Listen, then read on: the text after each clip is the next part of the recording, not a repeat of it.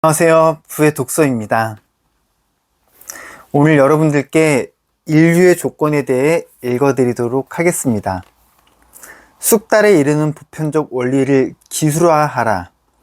어느 시대든 부모는 아이들이 성장하고 발전하기를 바란다.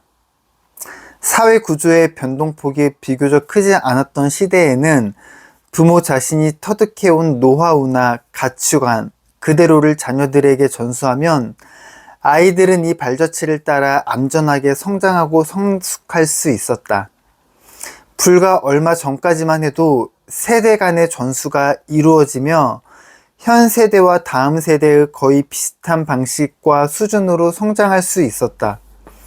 하지만 시대가 급변하면서 자주적으로 재생산이 이루어지던 시대와는 상황이 크게 달라졌다.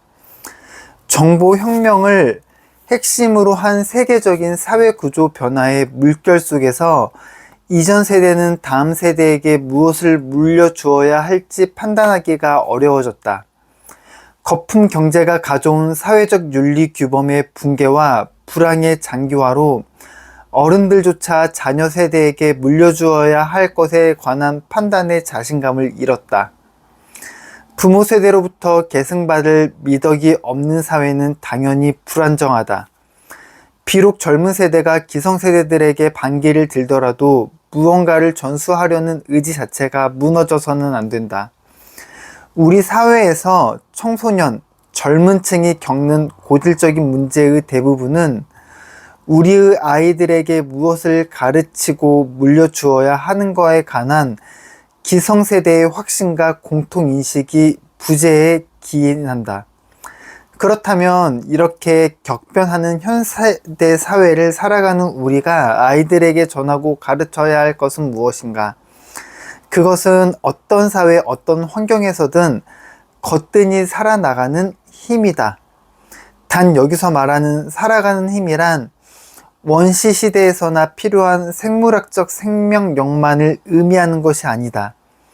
물론 이 생물학적 생명력이야말로 모든 활동을 가능하게 하는 기본이므로 이는 활성화하는 것도 그 나름의 의미가 있다. 이 사실을 전제로 두고 현대사회에 필요한 살아가는 힘이란 무엇인지 구체적으로 이야기해보자. 내가 생각하는 살아가는 힘이란 쑥달에 이르는 보편적 원리를 반복적인 체험을 통해 기술로 만드는 것이다. 어떤 사회에나 일은 존재한다. 경험이 전혀 없는 낯선 영역의 일이라도 쑥달에 이르는 비결을 찾아내는 힘이 있다면 용기를 갖고 새로운 영역에 도전장을 던질 수 있다. 이렇게 말하면 언뜻 추상적으로 들리겠지만 주변을 둘러보면 이러한 방식으로 기술을 터득한 사람이 적지 않다. 나 자신만 하더라도 그런 인물들을 꽤 여럿 만났다. 그 중에서 유독 인상적이었던 사람은 필리라라는 사람이었다. 필리와 나는 우리 집 근처의 역에서 처음 만났다. 필리가 친구의 집을 찾기 위해 내게 길을 물은 것이 인연이 되었다. 함께 길을 걸으며 이야기를 나누던 중 필리가 나를 자기 아파트에 초대했고 맛있는 카레를 대접받았다. 필리와 나는 영어와 일본어를 섞어가며 대화했다. 그는 일본에 온 지 불과 3개월 정도밖에 되지 않았고 그전에는 일본어를 접해본 적도 없는 사람임에도 불구하고 나와 일본어로 대화했다. 이는 대단히 놀라운 일이었고 나는 경이감이 들었다. 필리는 영어도 배운 지 몇 개월 되지 않았지만 나와 영어로 소통하는 데 전혀 지장이 없었다. 필리는 철저하게 자습 위주로 언어를 학습했다. TV나 라디오에서 들은 말은 곧바로 노트에 옮겨 적어 반복해서 읽고 외웠다. 그뿐 아니라 일본인을 만나면 적극적으로 다가가 실전 회화를 연습했다. 배움에 대한 열정으로 가득한 필리는 모르는 단어가 나오면 곧바로 내게 질문했다. 한 번은 당시 유행하던 브레이크 댄스를 내게 선보인 적이 있었다. 내가 어디서 배웠냐고 묻자 그는 약간 의아한 듯 어디서 배운 게 아니야. 잘 추는 사람을 보고 계속해서 따라 한 것뿐이야 라고 대답했다. 필리는 시부야에 있는 레스토랑에서 일하며 번 돈으로 아파트를 빌려 지내고 있었는데 일을 제법 많은 급여를 받고 있었다. 어떻게 그렇게 일을 잘하게 되었는지 묻자 이번에도 역시 그냥 다른 사람들을 관찰하고 그대로 따라한 것뿐이라며 심플한 대답이 돌아왔다. 예를 들어 샐러드 종류를 만들기 쉬워서 한번 보면 저절로 외워진다고 했다. 반복 연습을 통해 만드는 속도가 다른 사람보다 훨씬 빠르고 정확해지다 보니 레스토랑에서도 자연스럽게 인정받은 것이다. 훔치는 힘. 일한 사람들 모두가 필리처럼 능동적인 생명력을 가진 것은 절대 아니다. 필리와 같이 지내던 고향 친구만 해도 상당 기간 필리에게 얹혀 살았다. 반대로 필리는 무슨 일이든 잘 해낼 수 있다는 확신으로 가득한 듯했다. 특정 분야에서만 보이는 자신감이 아니라 생활 전반에서 자신감이 느껴졌다. 필리야말로 모방을 통해 내 것으로 만드는 것이 곧 숙달의 비결임을 몸소 보여주는 사람이다.